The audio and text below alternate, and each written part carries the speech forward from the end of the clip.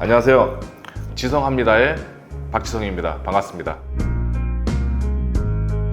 대표님, 제가 되게 궁금한 게 있어요. 네네네. 대표님 손수 거치신 집 한 몇 채 정도 되시죠? 제 손을 직접 거친 집들이요? 한 7, 80채 정도 되는 것 같아요. 7, 80은 되게 많잖아요. 네네네네. 그러면 좀 절대로 사면 안 되는 집은 좀 뭐가 있을까요? 첫 번째로는 일단 시공사에서 이제 지어서 분양하는 집들 남겨서 팔아야 되기 때문에 네. 최소한의 비용으로 집을 짓는다는 거죠.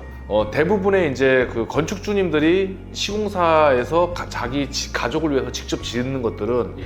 이것저것 신경을 쓰기 때문에 짓는 사람이 그거를 맨날 보고 그거에 대해서 이제 관리를 해서 지은 집이고, 근데 시공사가 그냥 아무런 관리 감독 없이 그냥 지은 집은 어떤 시공사 누가 지었는지 솔직히 모른다는 거죠.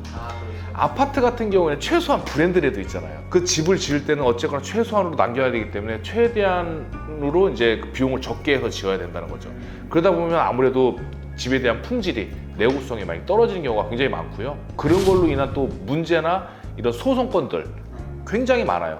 그러면 대표님은 건축을 하실 때, 시공을 하실 때 네. 건축주와 소통이 어느 정도 중요하다고 생각을 하세요? 소통은 거의 처음과 끝이에요. 네. 왜냐하면 건축주님을 위한 집이기 때문에 저희는 맞춤 주택을 짓는 거잖아요. 그래서 내 가족 환경과 내 가족 구성원, 그 다음에 나의 뭐 어떤 직업과 취미, 나이대 이런 것들에 대한 어떤 그 분포를 가지고서 그 땅의 모양 뭐 이런 것들을 다 완전 개인 맞춤으로 해야 되거든요. 아파트처럼 그냥 지어놓고 너네들이 맞춰서 살아 라는 거하고는 좀 개념이 완전 다르죠.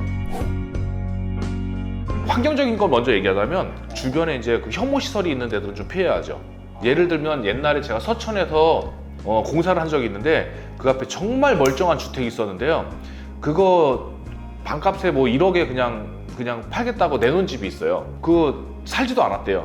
근데 왜 그런가 봤더니 그 바로 옆에 돈사가 있는 거, 돈사. 그 땅을 살 때 겨울에 샀는지 여름에 냄새가 엄청 지독한데 그거를 겨울에 사서 겨울에 지은 것 같아, 느낌이. 그러니까 지어놓고 나니까는 살라고 보니까 냄새가 너무 많이 나는 거야. 그걸 반값에 내놨는데 그 뒤에 팔렸는지 안 팔렸는지 모르겠어요. 또 한 가지는 이제 고압선 같은 경우에 고압선은 왜요? 위로 이제 고압선이 지나가게 되면 네.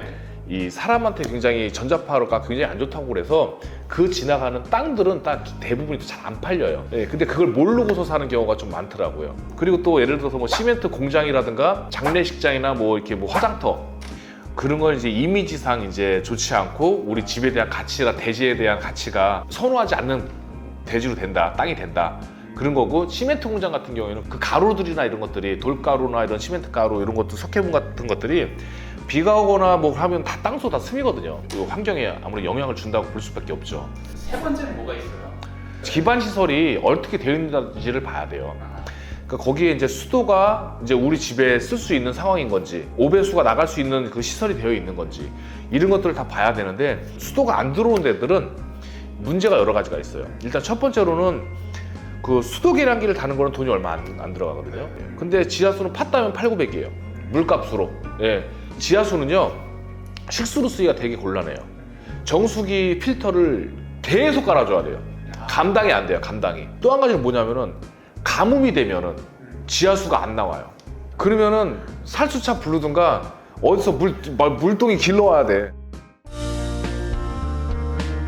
가끔 가다 보면 전원주택 단지 개발하는 데는 이런 데 가끔 가다 보면은 가봤는데 일단 경치가 너무 좋아. 근데 다 산을 깎아서 만들다 보니까 막 차가 비탈길을 다 올라가, 가파른 길을. 근데 경치가 중요한 것이 아니라 왔다 갔다 해야 되거든요. 그래서 너무 이제 가파른 이제 지형에 있는 땅들은 좀 피하시는 게 좋다. 웬만하면은 조금 대중적으로 지어야 돼요. 만약에 내가 이게 너무 좋아, 난 이렇게 짓고 싶어, 이걸 너무 고집하다 보면 그 집을 찾는 사람이 없으면 그 집은 가치가 떨어지는 거예요. 평수도 너무 작아도 안 되고 아주 너무 커도 좀 안 되고. 왜냐면 너무 작으면 그 평수를 찾는 사람들이 적다는 얘기죠. 그래서 지을 때도 대중적인 평수로 지어놔라. 그래야 부동산 가치가 계속 이어진다. 외장이 이제 목재로 되어 있는 집들이 있어요. 예쁜데 저도 이제 그 목재로 이제 집을 지어드린 적이 여러 번 있었어요. 네. 타나목이라든가 뭐 루나우드 또는 뭐 적산목 이런 것들로 이제 외장 마감을 많이 하는데 지어놓을 때 처음에는 진짜 되게 이뻐요. 되게 이쁜데 얘네는 관리를 계속 해줘야 돼요. 1, 2년마다 계속 뭔가를 오일스텐을 발라줘야 되고 계속 하지 않으면 집이 금방 헌집돼요. 이제 마지막으로 한 가지 더 봐야 될 것들은 계단이 꼭 필요한지를 한번 생각을 해봐야 돼요. 내부의 계단이니까 2층 집을 꼭 해야 되는지.